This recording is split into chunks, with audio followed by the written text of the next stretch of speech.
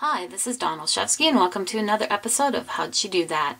And look at what we're making today. Isn't that adorable? This is called a spinner card and it features Stampin' Pinwheel die.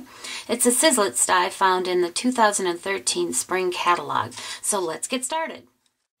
Here's the paper that you're going to need for this card. This is a 2-inch square of designer series paper. So this is kind of a lighter pattern paper.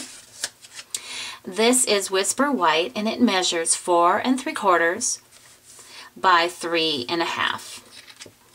This is River Rock and this measures 5 inches by 3 3/4.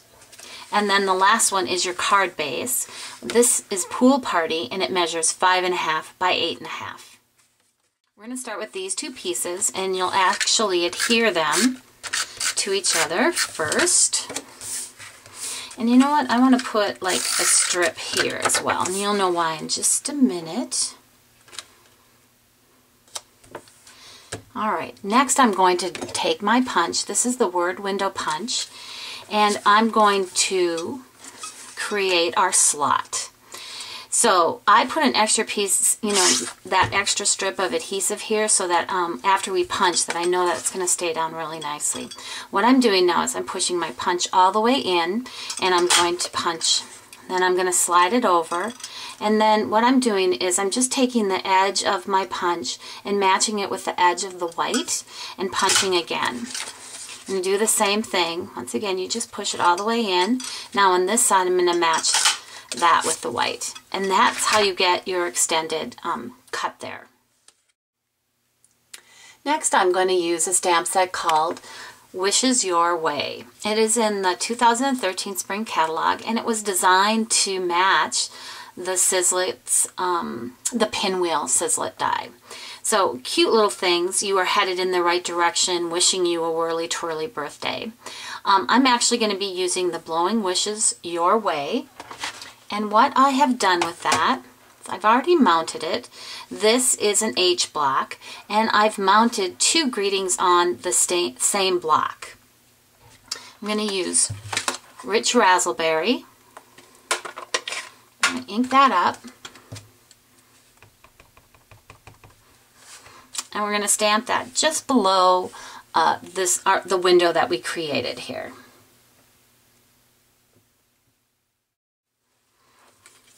Next, what I want to do is I'm going to add some texture, and that is with the Cloudy Day. This is a new texture folder in that same catalog.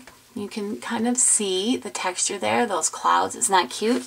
Now, one of the things that I recommend is that you take, if your ink pads are just a little bit juicy, I like to kind of blot off that ink. And if there's anything that's still not dry, it'll go on my paper instead of going on smearing on my folder. So I'm going to run this through. And I'll be right back. So here, the finished texture. Come in so you can see that. Isn't that cute? Just thought it would add a nice little detail, like the pinwheel is going to be spinning in the sky. Next, I want to add another little texture detail. I wanted to separate my words here with just these little holes that I'm going to put in. This is the piercing mat, and this is the piercing tool. And there, it just adds a nice little, nice little touch to that. Ready to make the pinwheel, and I just wanted to show you where it is in the catalog. It's page 33. It goes a little bit unnoticed because it's just kind of in the center here, and it just blends in with some of the other pictures. Below that is that stamp set that I was talking about earlier. Now here's what the die looks like, and you'll notice that not only does it cut the shape, but it also cuts little holes in each of these triangles and as well as the center. You'll find that useful in putting the pinwheel together. Now the sandwich that you need for this is your multi-purpose platform opened to tab 1, and then a cutting pad, your die, your paper, and then the cutting pad again. So I'll be right back. Alright, so here it is all cut up for us, and sometimes there's these little ones that don't, the holes that don't poke out quite a bit, all the way, excuse me. So I'm just going to do that real quick. And there we go, we should have one in the center as well. Alright, so now what I like to do is I just like to roll these a little bit, kind of loosen up those fibers and make them just a little easier to use when we put the pinwheel together. So there we go, it's all set. We'll go ahead and start and place that in the center and see how they're lining up. I like to keep my piercing tool on hand to do this. There we go. Third one. Line it up in there. And then the last one.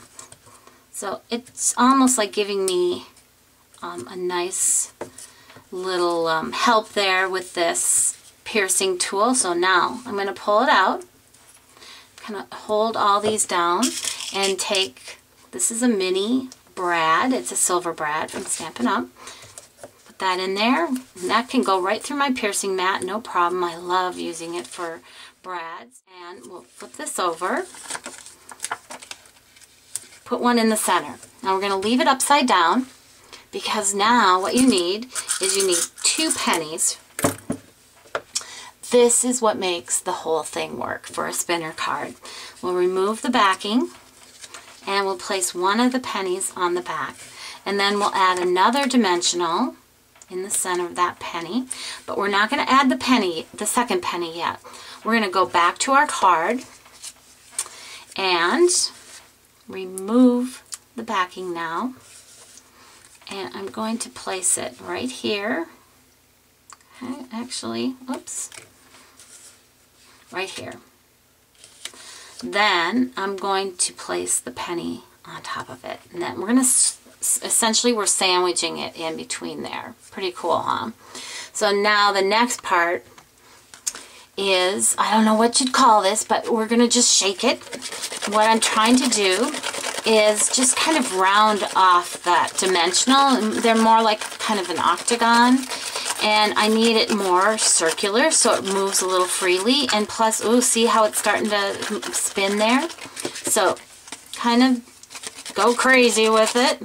And I think, there we go. Now it's spinning. Yay! Isn't that cute?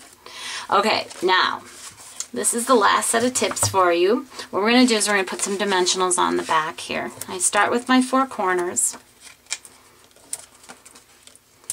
And then I add one here. So I like to keep my penny somewhat there. I want to, here. These 3 I'm going to double stack. So we're going to remove the backing on this. Just those 3. And we'll add a second one on top. That's what I mean by double stacking. Oh, I didn't get the paper off of that one. Okay, so now this is ready to add to the base of our card. Okay. Now, the reason I had you double stack those 3 is that when I didn't, when it was just a single one, the pinwheel didn't seem to move very freely. But so when I added that second layer of dimensionals, worked like a charm. So I hope you enjoyed this fun tutorial today, and be sure to stop by my blog at DOstampingwithDawn.com for lots more creative ideas and inspiration.